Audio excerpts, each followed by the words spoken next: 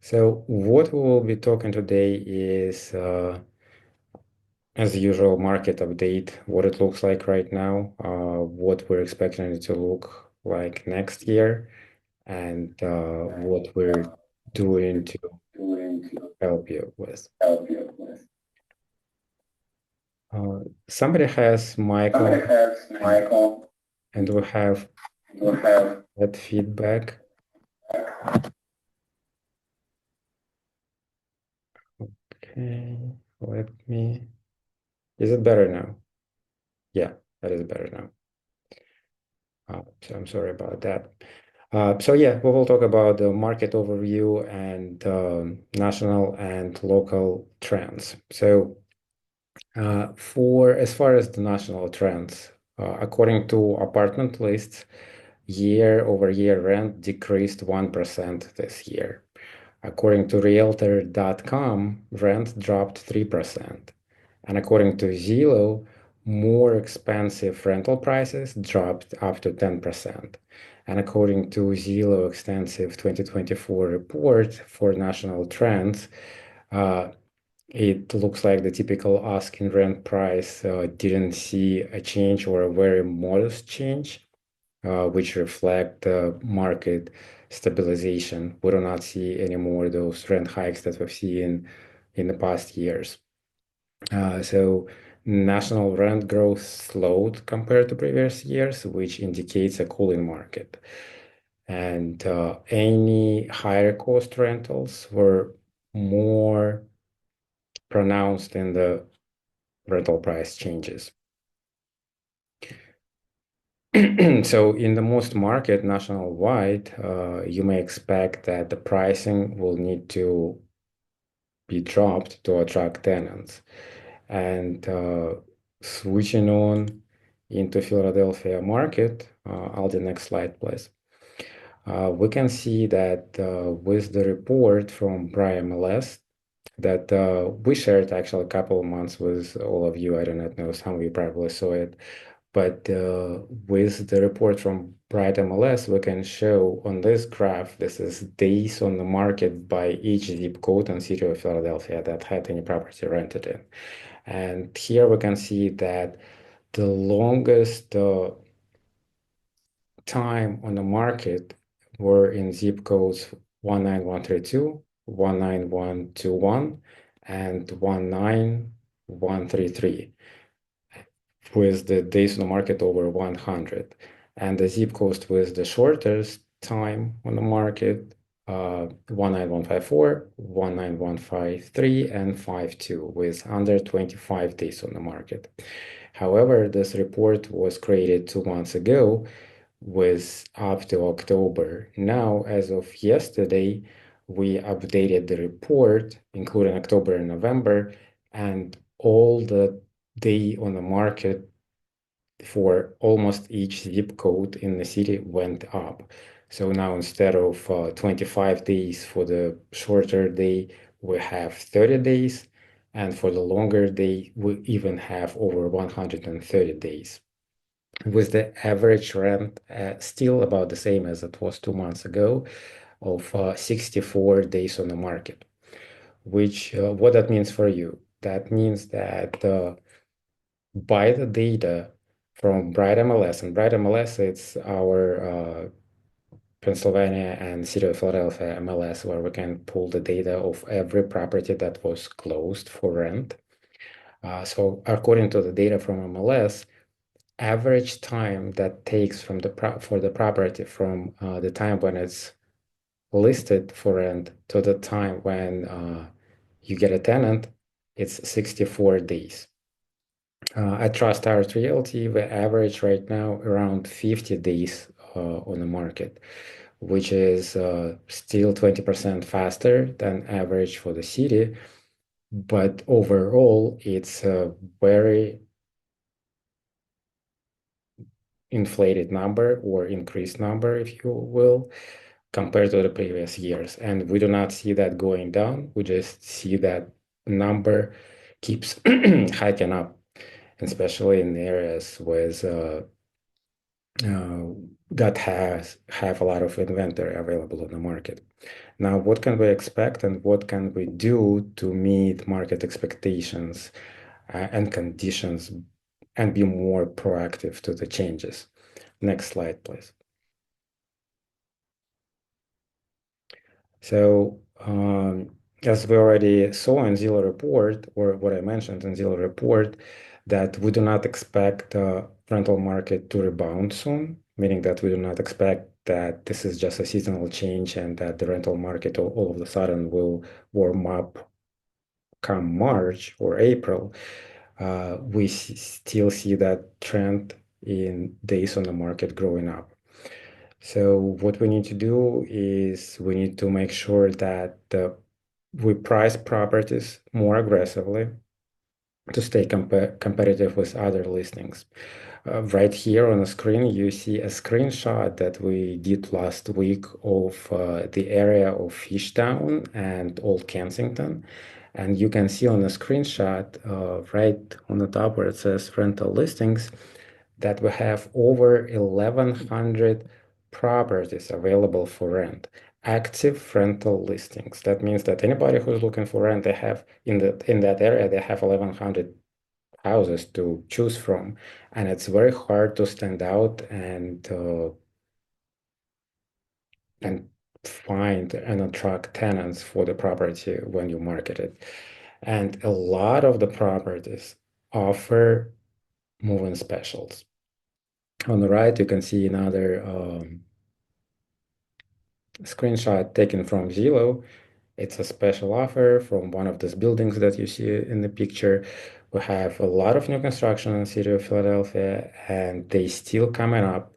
Yes, we're not building as much as we used to build, but all of those builders that started building a few years, they still completing the buildings that are coming on the market right now, and it's a bad market. And for them to fill all the available units, they offer different incentives to the tenants. We've seen as many as 4 months free rent. And this one that you see on the screen, it actually offers 2 months free rent. And if you move in within 30 days, they give you an extra month. So it's 3 months free rent. So what can you do to help, uh, or what do we do to help you to have your properties rented? First, we set a goal this year to have our lease renewal rate to be at least 85%, meaning that any lease that comes up to renewal, we expect that 85% of those renewals will renew and stay for another year. And as of now, we've been hitting this target consistently through the year, and hopefully we will close over 85 renewals. However, we still have 15% that do not renew, and we need to flip those properties and put them back on the market. So please bear with us and do not expect big hikes in the rental renewals for the next year. It is much better for you. You will still have a win if you have a renewal. So instead of seeing $100 or maybe $300 increase in your rent for the next year, it's better to not increase it at all or have a very slight increase of $5, $10, but have a tenant in place. That way you protect yourself from extra time on the market. You protect yourself from turnover cost, which is getting higher and higher every day as well. So it's in most cases, it's better to not increase the price just to keep the tenant, because tenants now have, as you see, a lot of available units. They all new or brand new, they all look the same, and they offer a lot of amenities, especially if we're talking about new construction, big apartment complexes. They offer amenities that smaller landlords just cannot offer. What else we do? We are changing our policy on listings of vacant units. So as you all know, we never list a property until it's ready to be shown. We do not list it for rent and do not show it. But now to combat this market and attract more applications and try to shorten the days while the property is vacant, we are starting to list as soon as possible. As soon as we know that tenants are moving out, we will be getting a preliminary quote to perform turnover of the property. As soon as we know that you approve that quote and we have funds in the account to do the turnover after tenants move out, we will start advertising the property before tenants move out. If the property is in great shape and it can be shown while the tenants in the property, we will do showings at the same time. If not, we will just use previous listing pictures and still advertise it. The only way when we will not be able to do that if we did not rent the property before, so we didn't have previous pictures and the property is not in condition that we can take pictures right now. But other than that, we will try to start advertising as soon as possible before tenants move out. And by doing that, we're not going to shorten days on the market time. Maybe we will even increase it because we will not, in a lot of cases, be able to show the apartment or house. But what we do, we will shorten the time without tenant in the property. We will shorten the time for the vacancy for you. So if we have your approval for preliminary quote, we're able to schedule the vendor to go in as soon as tenants move out to start the work. Hopefully, do it within a few days after tenants move out, and then we can start showing. So that's what we do on our end. What you can do and what you can help us with to help you to rent your property faster. So first, if you know that your property is vacant now, or your property is going to become vacant soon, or maybe it is vacant and we're advertising it, offer move-in incentives. Uh, Almost every other property, especially in the area, what you see right now in the screenshot, almost every other property is offering some kind of move-in specials. It can be 1, 2, 3 months free, whichever it is. But tenants are attracted to that. So if you're ready and willing to do that, let us know, and we will put incentive as well. And we actually working with Zillow. Zillow right now doesn't have, and why I always refer to Zillow, because Zillow is the number one source of leads from potential tenants that we have in our market. That's why Zillow is more important than any other platform. So Zillow doesn't have any filters right now or any, let's say, pictograms that can be displayed on listings that we offer special offers or move-in specials. And we actually actively reaching out to Zillow and asking them to change that. And they told us that they're working and they will sometime in the future will provide us with this feature where we can put an additional mark on our listings that we have special offers. So that way, when tenants browse through the listings, they can see that we offer that. Because a lot of time, what happens until you actually click on the picture and go in the listings, you do not see what is offered. But the special offer that you can see here on the screen, this is how we can do it now. So you do not see this offer until you click on the listing, but once you click, we can post a special offer the same way. And that's number one, what you can do. You can provide special offers. And number two, the faster you approve your turnover job, and the faster you provide the funds for that turnover, the sooner we can get your property listed for rent, and the sooner we can rent it, which means less time without the tenant for you and more money in your pocket. So what we can expect. Again, we are hitting our goal of 85% renewal rate, and we're trying as much as we can to increase that rent. But again, it's much better if we keep your tenants in place without the increases. And sometimes we can even offer to decrease the rent just to keep the tenant in place. It's still going to be cheaper for you to have that tenant versus having expense of turnover and listing the property. So once we relisting the property, in some rare cases, you may see that your rent the new rent of the listed property may even be lower than the previously rented, than your property was rented previously for.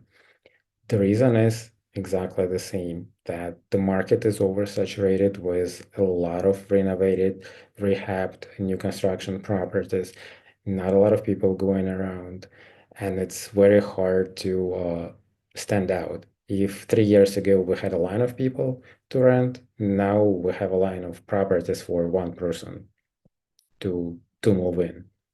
So we need to be able to stand out. It's either by the way how the property presents itself or the price, and better if it's both. So again, in some cases, you may see that we offer decrease in the rent price just to make sure that we're able to rent it out.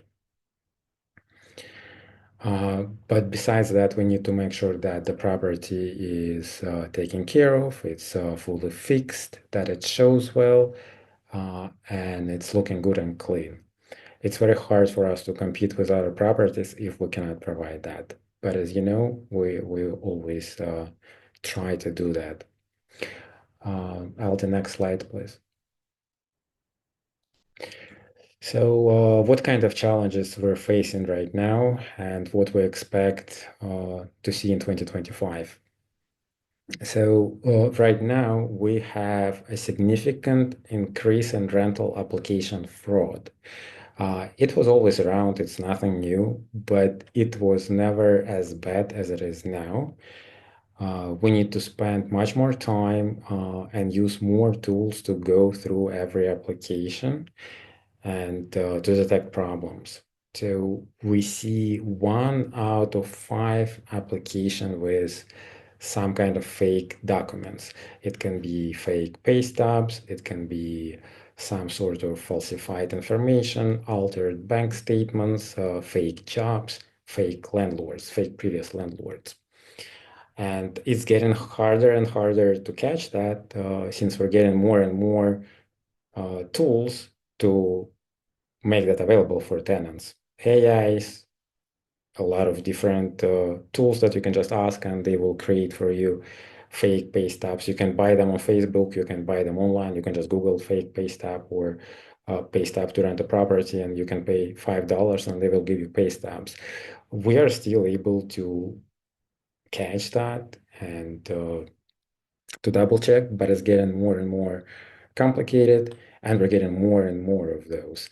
So if you just think about it, 1 out of 5 applications, which is 20%. So 20% of people who apply have some kind of fake information in the application.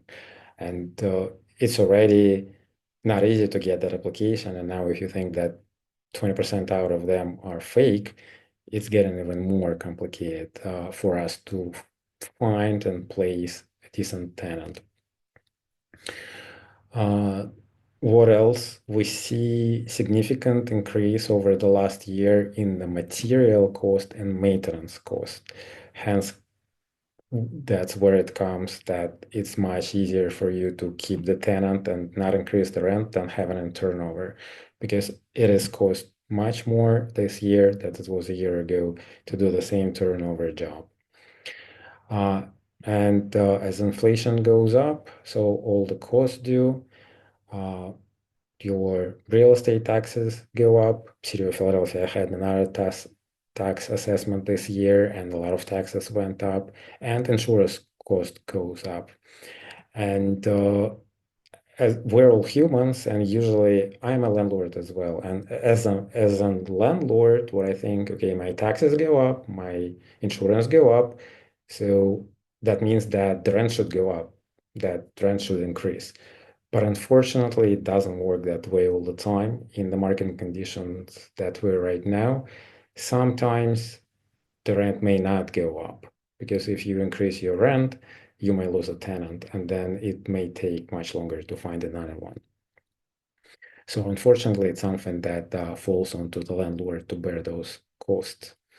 And in addition to all of that, we have our lawmakers that keep pushing through new laws and legislation that shifting a lot of responsibilities onto landlords instead of tenants and creating new problems for us and for landlords. For instance, we have a new federal law about lead in water. So all of you or a lot of you know that we always had this lead certificates that we had to provide and we had to do lead testing, but that was for lead dust, basically for the less lead presence in the paint of the property. Now they're talking about lead in water. So for all older properties in City of Philadelphia, across the country, not just City of Philadelphia, when they were built, we were using lead pipes that supply water pipes that come into the property. And over years, they were replaced, but we still have a lot of them. And what our government tells us now that every property owner, at their own expense, within the next 10 years, must replace the lead pipe if you have that. So unfortunately, there is not much what we can do here, but what we are implementing right now is that we will try every time when we go out to your property for a condition report, we will try to determine if your property has an inlet lead pipe. If the pipe is visible and if we have access to it, we most likely will be able to do that. But again, we're not inspectors. It's not something that we can inspect. And at that point, we can see, yes, there is a lead pipe, and you have two options. You can replace the pipe, which will be very costly because you will need to excavate the street and replace the pipe from the city supply into the property. And another option, we can do a water lead test to make sure that the water doesn't contain or the lead level in the water is not above what government lets us to have. And that way you may be safe for some time, but even if you find that you have the lead pipe, you need to plan that within the next 10 years, you will have to replace it. And what happens right now, City of Philadelphia Water Department decide, as usual, jump in front of the train, and they sent and started sending out letters, not to you, not to owners. They sending letters to occupants of the properties. So tenants started receiving letters saying that uh, the water may have lead, and they telling them what they can do to avoid to get lead poisoning and that the lead pipes need to be replaced. So far we didn't have a problem with that. We didn't have a bunch of tenants calling us and telling us that they have lead, but we anticipate that that may happen, and if that happens, we will need to have some lead testing company to test for it. So it's just one of the law that comes our way, and we have more in the pipe. Um, I'll the next slide, please. So now we will give you some updates that we have this year, and we have Stephen Worley here in the meeting, our BDM, and he wants to share some referral program that we have for owners going on. Stephen? Hey everyone, how you doing? Hope you're doing well tonight. Hope you had a good week so far. Happy late Thanksgiving. But I just wanted to go ahead and start with introducing myself. I'm the BDM for TrustStar Realty. I used to be the field agent. Most of you might know me as that. But I just wanted to say that I wanted to give you a moment to remind you about a referral program that we have for our property owners. If you refer somebody and they join our property management family, we'll give you $85 off of your next month's subscription fee. It's a simple way to save while helping us grow with more amazing owners like you guys. If you know somebody who could benefit from our services, don't hesitate to reach out to me directly. You can call or text me at 267-465-6564 or shoot me an email at stephenw@truststarrealty.com. I'll put my information in the chat now. You can go ahead and see it there. And yeah, just send them my way. Thanks for being a part of Trust Star Realty, and I look forward to hear from you guys. Thanks. Okay, thank you, Stephen. And again, going back to our slides, so what updates we have for you? Again, most of you know that we have implemented owner's benefit package this year. Some of you subscribed for it, some of you unsubscribed, but this is just a reminder that it exists. You can get more information on our website. You just go to trustheartrealty.com and go to the owners section. There is a separate section for owner's benefit package that lists everything that it has. It has a lot of FAQs there, what it is and what it does. But one of the main points is that if you are subscribed for it and your property and tenants approved, then you can get up to 12 months of rent paid ahead of time. So that can help you. So if you think about it, you have a new property, you have a new tenant who moved in, you can request 12 months of rent ahead of time and then use those money to buy a new rental property as a down payment. It's just one of example. Also, benefit package has rent protection, tenant re-tenanting protection, and eviction protection up to $3,000. But you can read all the benefits on the website.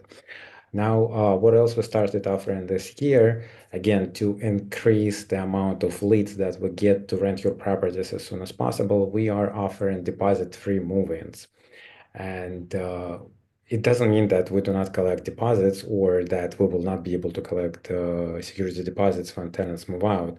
What it means is that when tenants move in, they don't have to pay security deposits. For instance, let's say your property is rented for $2,000.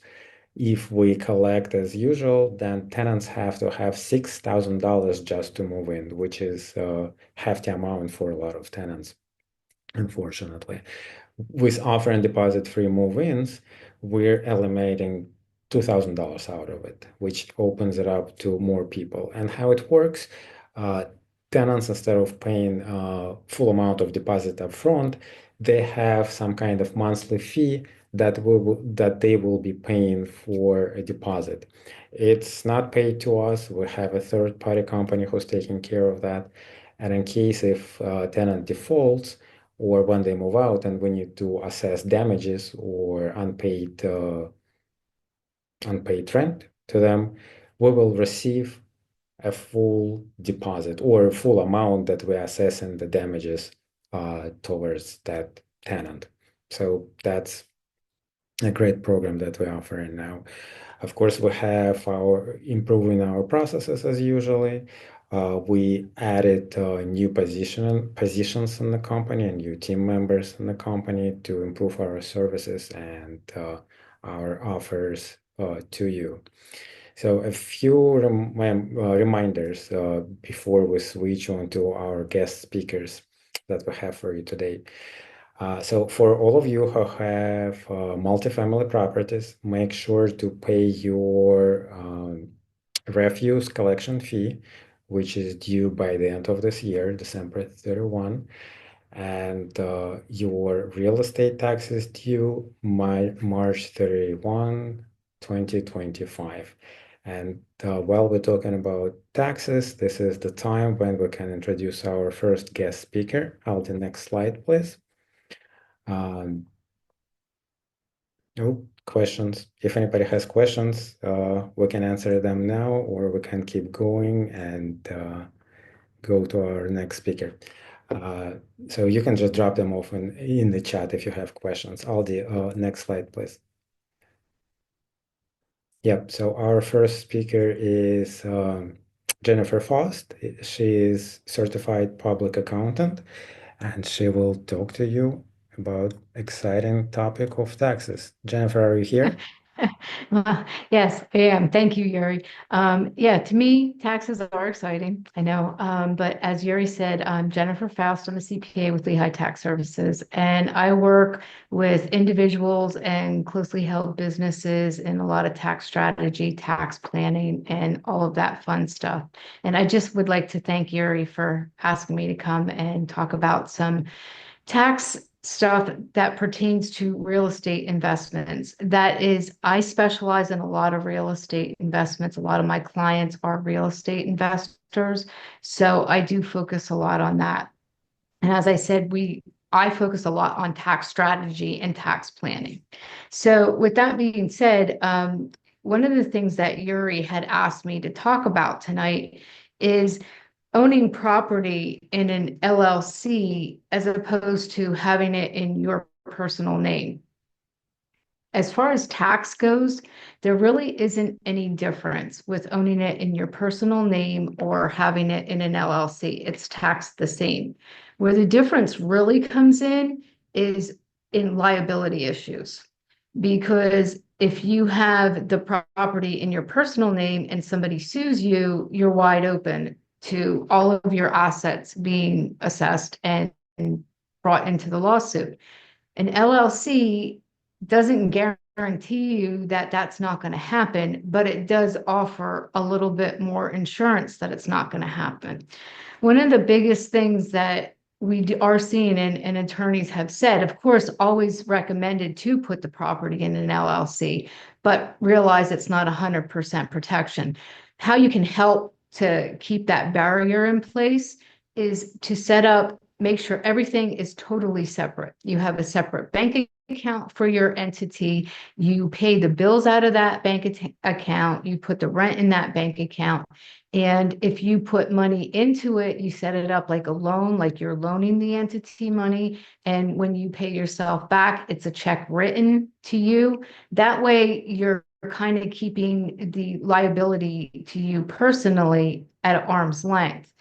And one of the things too, a lot of attorneys will recommend that every property you have its own separate LLC.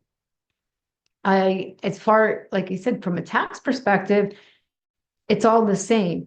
But if you have it set up and you have 26 properties, you're looking at 26 separate LLCs. So that's really a decision that you would have to make with the attorney and also your personal sense, because you can put 4 properties in there and then they're grouped as 4.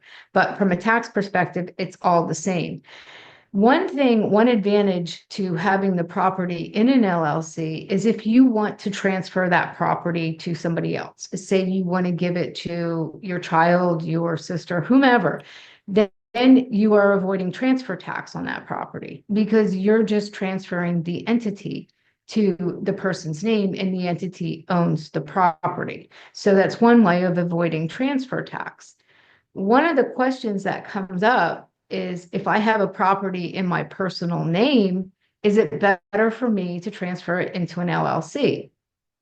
And that comes down to if you do that, you have to pay transfer tax. Even though you're the owner of the LLC, you have to pay transfer tax on that. So that's when you have to ask yourself, okay, the transfer tax in Pennsylvania is 2%. And I'm assuming that most of you have property in Philadelphia. Their transfer tax is 4.27%. So it can be a pretty half decent size of money when you do have to pay that transfer tax.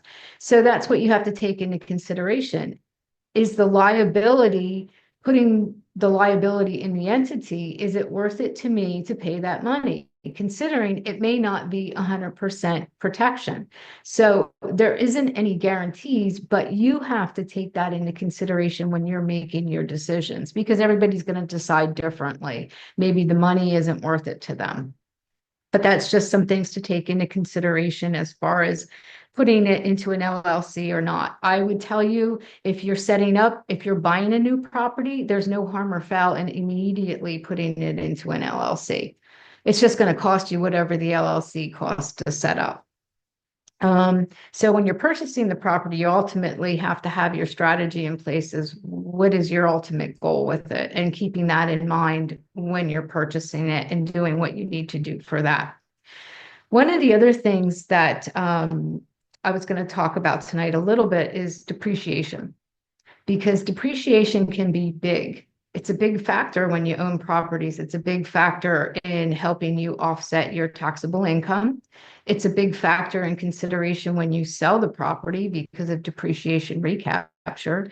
And also, if you have a big piece of commercial property, there's something that they call, it's a cost seg analysis that they do, where they section off pieces of the property and you can depreciate it faster than you can a 39-year commercial property. So it's a cost benefit piece there. If it is a big piece of property, sometimes it makes sense to do that. It depends what your strategy is and what your end game is, kind of thing. Depreciation, when you're selling the property, you have that depreciation recapture piece. That's taxed at ordinary income. If you sell the property and have a loss, it's not a concern. But in these markets, we've been seeing a lot more gains. And it just depends what your basis is in the property as to whether you have the gain or loss. But the depreciation recapture, they're pulling all that depreciation expense that you took back in when you sell the property, and they're taxing you on that as part of the gain. So part of the gain is capital gain, part of it is depreciation recapture, which if you're in a high tax bracket, that can be a lot more than just a gain. So those are some things to take into consideration when you're making improvements on your property. Does it make sense to capitalize it if you don't have to and just expense it in that year? Or does it make sense to capitalize it and depreciate it? Those are some considerations. The next thing I would say, when you're looking at the capital gain, when you're selling a property, if you're going to buy another property, you may want to consider, I'm sure you've all heard of this, is a 1031 exchange. It's one way of not having to pay that capital gain now.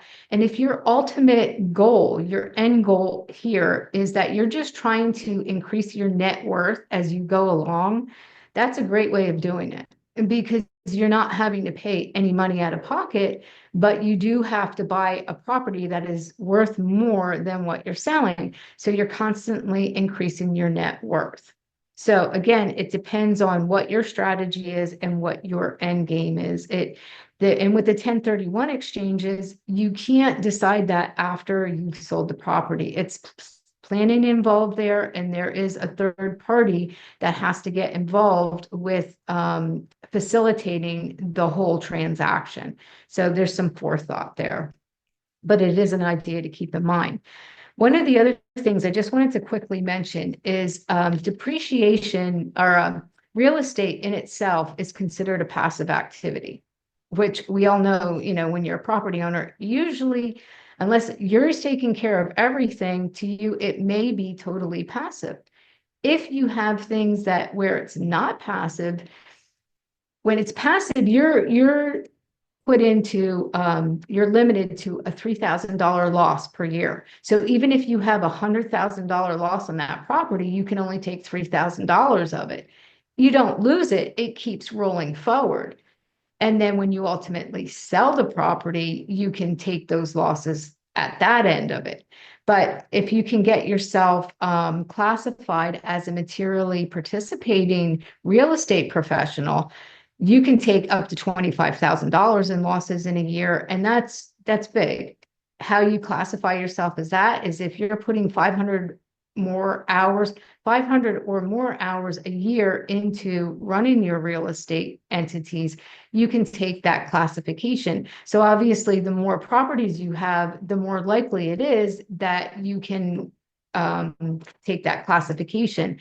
And then a real estate professional, which means half of your income is coming from real estate activities. A lot of real estate agents are able to take this.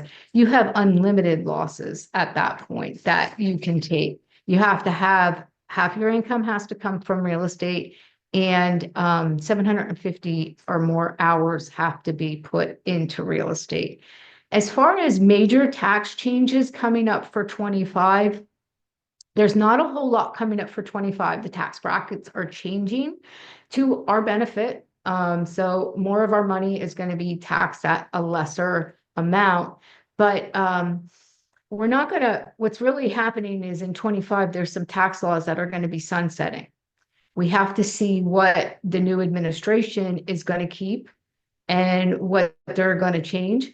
But a lot of the stuff that is sunsetting was actually put into place by the administration that's coming in. So again, he has mentioned that he plans on renewing a lot of the stuff that's supposed to sunset. One of the biggest things, and it will come into effect for a lot of you, is the estate exclusion, because part of that sunsetting is a 13, I think it's 13.2 or $13.5 million estate exclusion that you don't pay federal taxes on. That's going away in 25. So that's huge for real estate investors, because your personal net value a lot of times is more than that. So that's just one of the things that I see, and we'll find out a lot more about that in 25. So those are just some things you want to keep in mind as 25 goes along that may pertain to your real estate entities. And I guess that's all I have for now. Okay, thank you, Jennifer, for your time. Yeah, And thank you. do we have any questions for Jennifer while she's with us?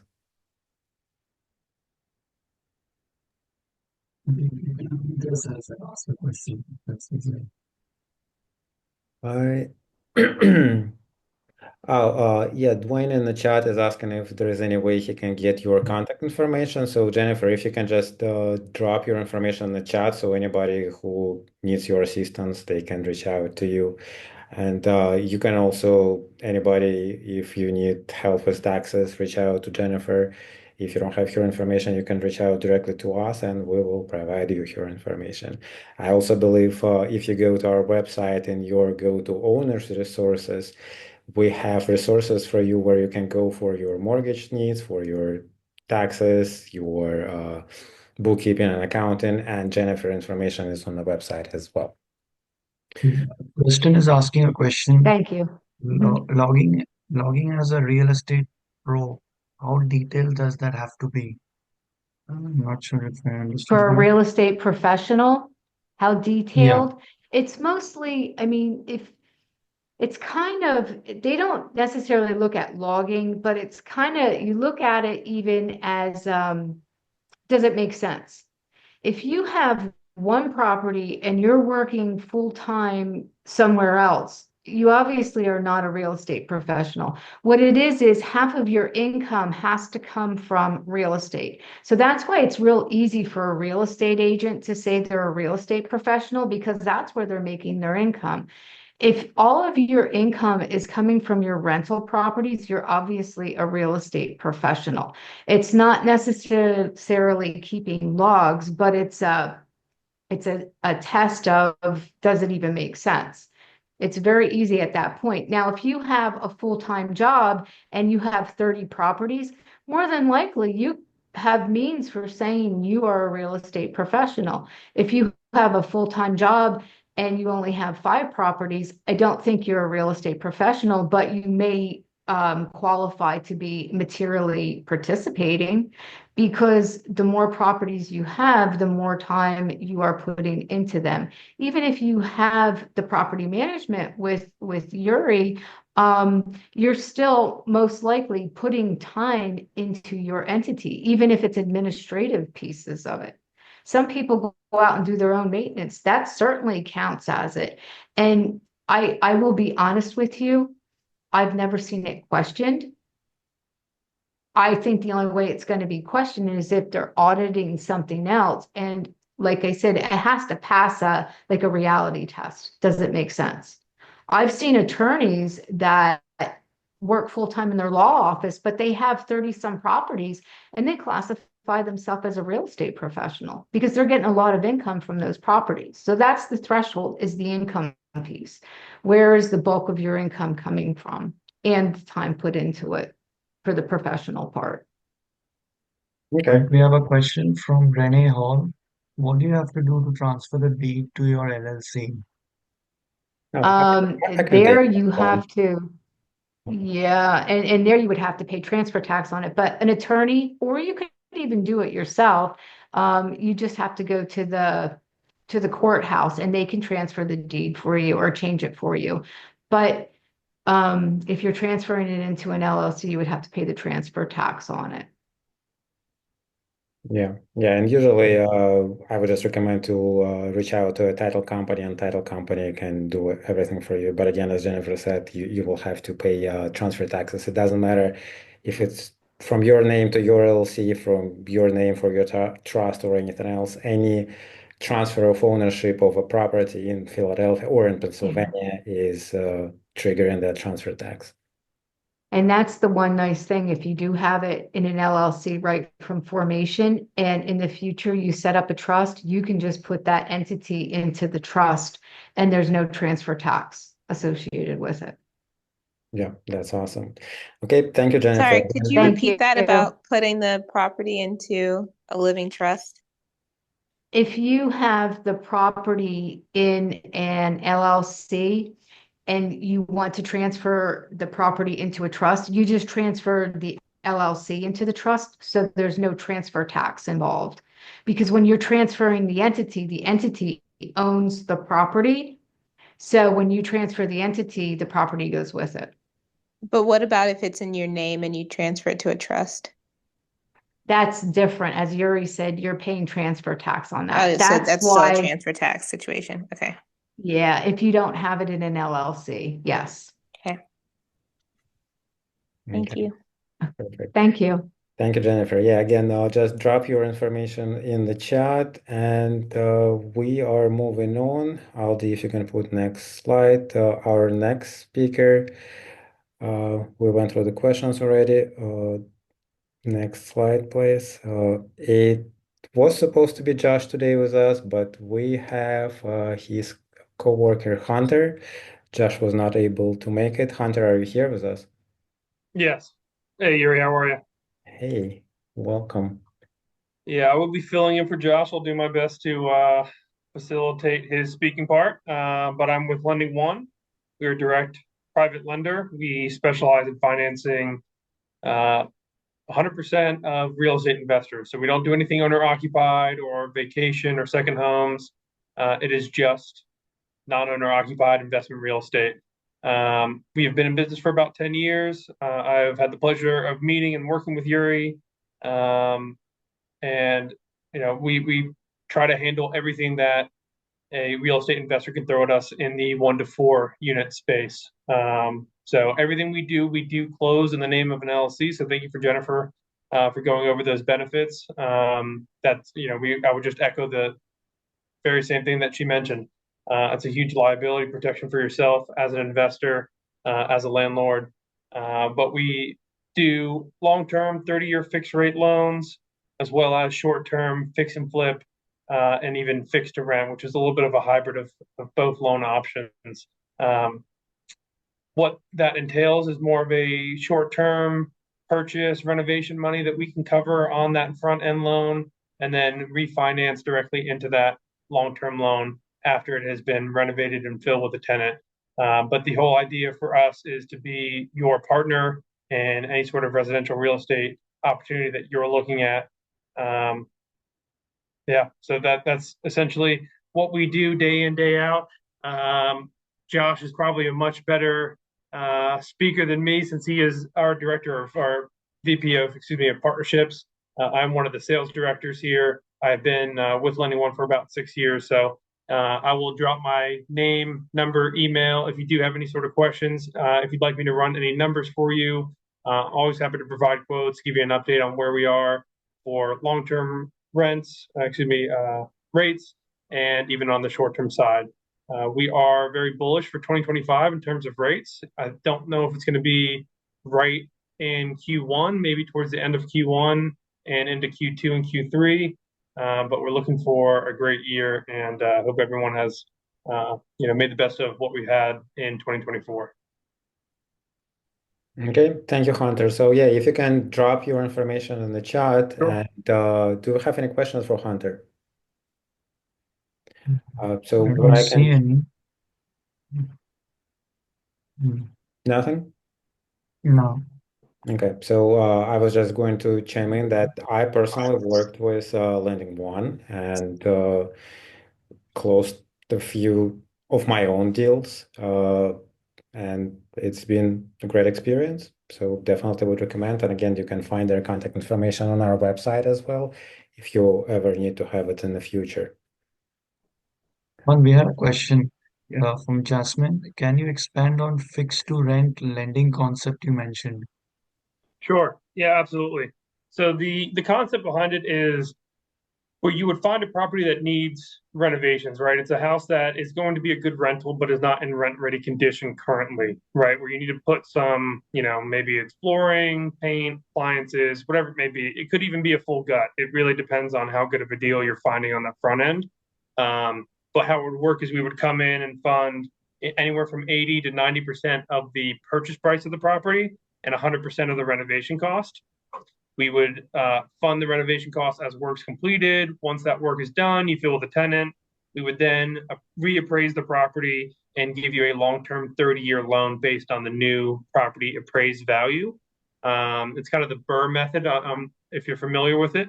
But I only need 3 months of seasoning from the initial purchase. So as soon as you're done with that renovation, fill with the rental, fill with the tenant, we can get that into that long-term 30-year fixed at a lower rate. We And have I do another see, question. yep. Yeah, go ahead. Sorry. I see the other one for the underwriting charges. So what we charge in terms of fees is anywhere from 1.25 to 1.75 for origination or points, and then our total legal processing and underwriting fee is 14.95, and we can close with any title company you prefer to work with. Yeah, and for those of you who is familiar or experienced with hard money lenders, I would not specifically put Lending One in hard money space. I do not know if it's true or not, Hunter. You can Mhm. say that, but hard money is usually a little bit more expensive, so they're not exactly hard money, but they're not exactly your regular bank, so they're somewhere in the middle. Yep, that's right. Yeah, so we're a direct private lender. We are a national company. I'm in all but 4 states. And in terms of 2024, it became very interesting. Our long-term 30-year fixed rates became cheaper than bank investment loan rates. Right now, we're kind of going back and forth. But there was a time where our sector of the business was very bullish on this space, the investment real estate space, and banks really just didn't have the tolerance for that investor sort of underwrite where we're directly built for that. But that's very correct, Yuri. We are kind of in between hard money and a bank.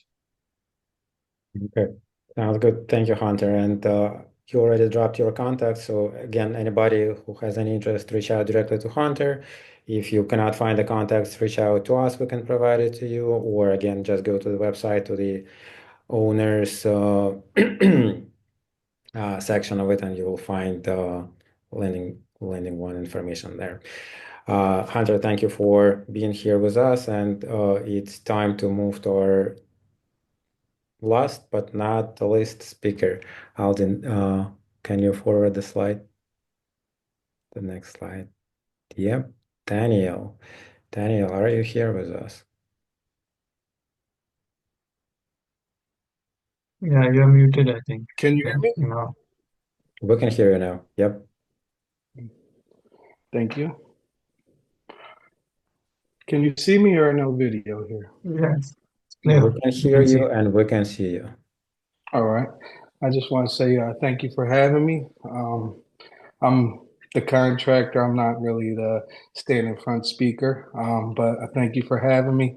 I just wanted to touch base from a contractor standpoint on whether you're looking to purchase more rental properties, or if you have an existing rental property, just different things to look for. Obviously, you're going to start out with different people as far as the investors, as far as Hunter and Jennifer, to get information on different aspects before going into it. From my standpoint, when you go into a property and you're looking to buy one, there's just, basic things that I would say to look for as far as walking into a house. You want to check foundation issues. A lot of people, they choose to go with the person selling the house's inspector. I always tell people to get their own inspector.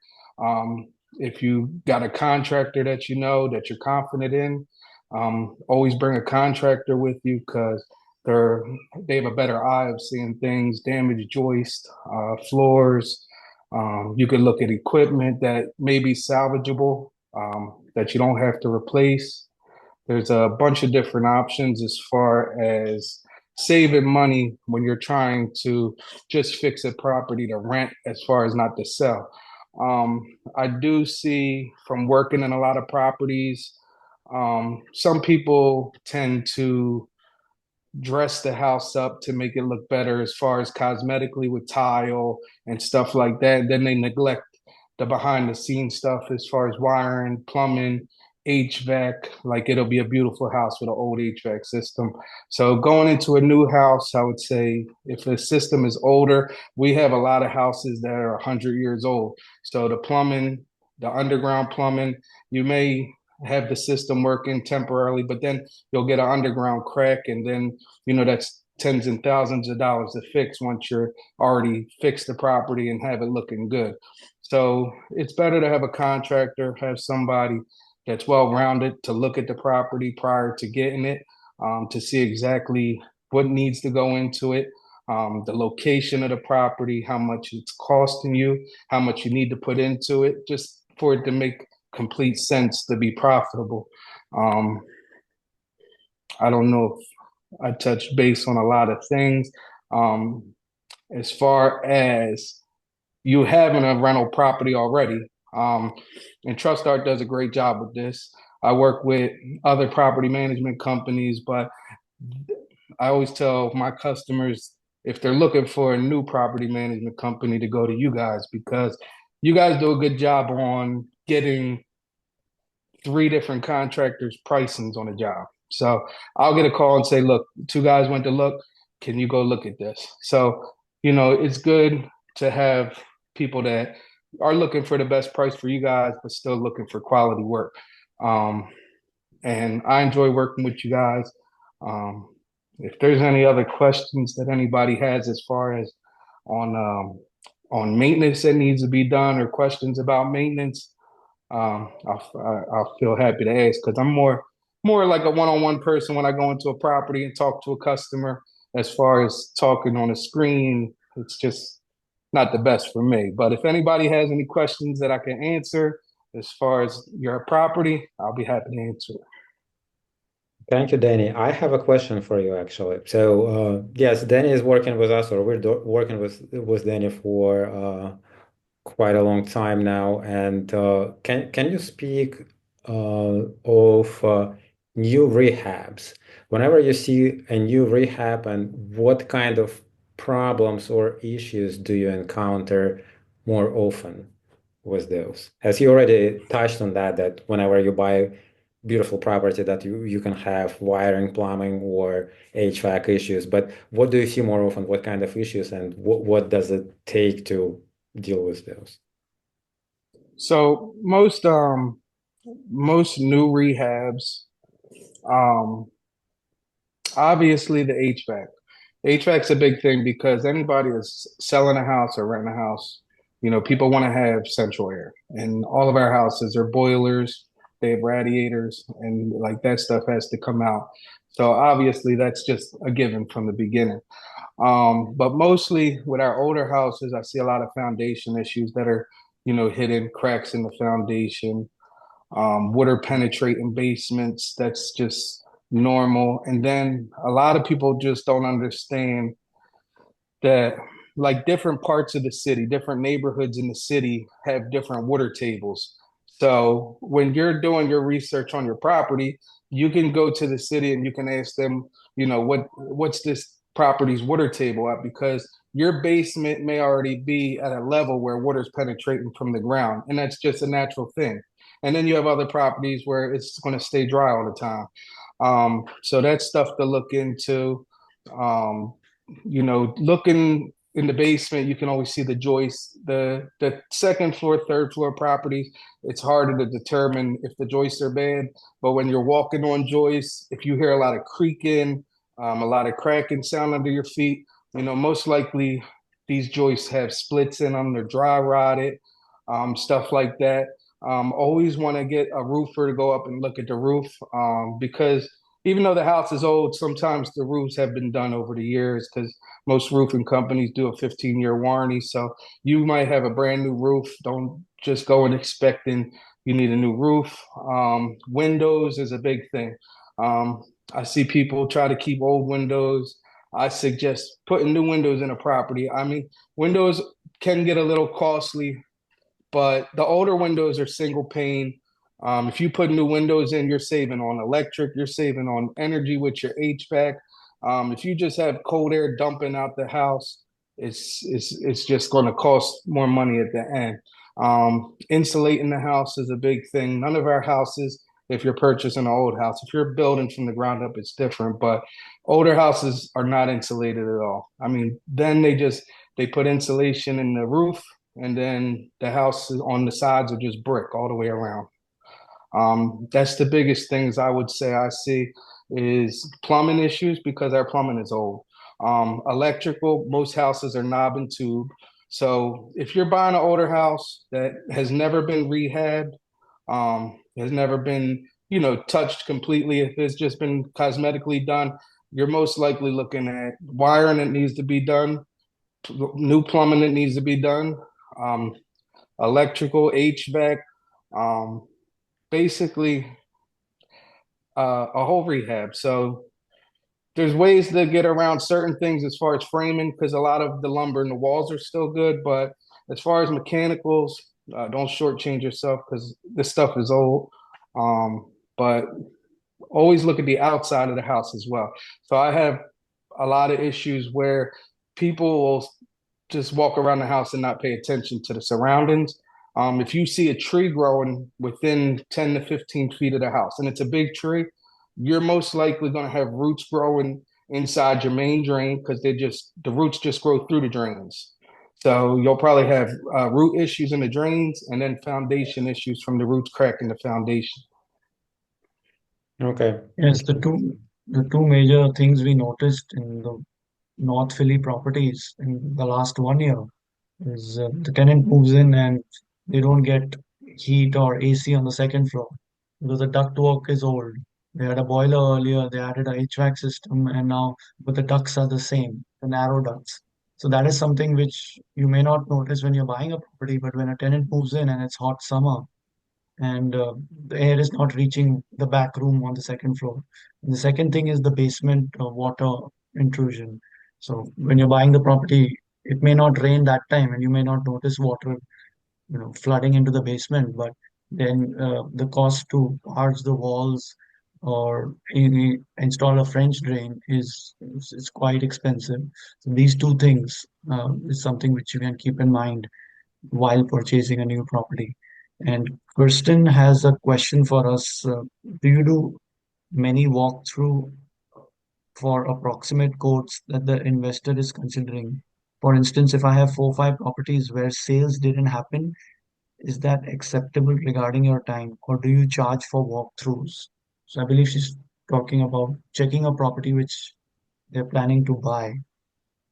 An investor is planning to I can buy. leave my information, and then I'll give you my email on the screen. I believe I could type it in there, and I'll send you my contact information, my website, and we can discuss, price. And I'm free to do walkthroughs, and I do a lot of, investigating properties, looking at the roofs. I do that all the time. So, feel free if uh, if if you want to use me. I think I'm the best. So, but feel free to use me. I'm honest. I'm not going to go in and tell you that you have something good if you don't. I could be brutally honest, but it's good for you. So I'll leave my contact information if anybody needs us to go look at a property. But we do good work. We're going to get it done right. Trust Art, they can vouch for me because they want to have me on the screen. But I take pride in my work. I love what I do. We're certified in many areas. So Yeah, I can definitely come through and inspect anything prior to purchasing. Okay, thank you, Daniel. And yeah, if you can just drop your contact information in the chat so people can reach out to you if they need you to walk through the property and tell them what you see or what it will take to rehab the property. So yeah, we got here a full team for you. You can have Danny walk through the property, you can have Hunter finance the property for you, and we can have Jennifer do the taxes for you. So all of this is taken care of. So we already passed the hour.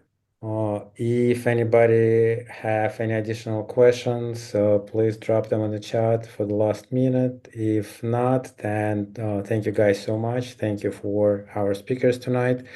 And thank you for being here. Again, this was recorded. Everybody who was in this meeting or who was registered will receive a recording of this meeting.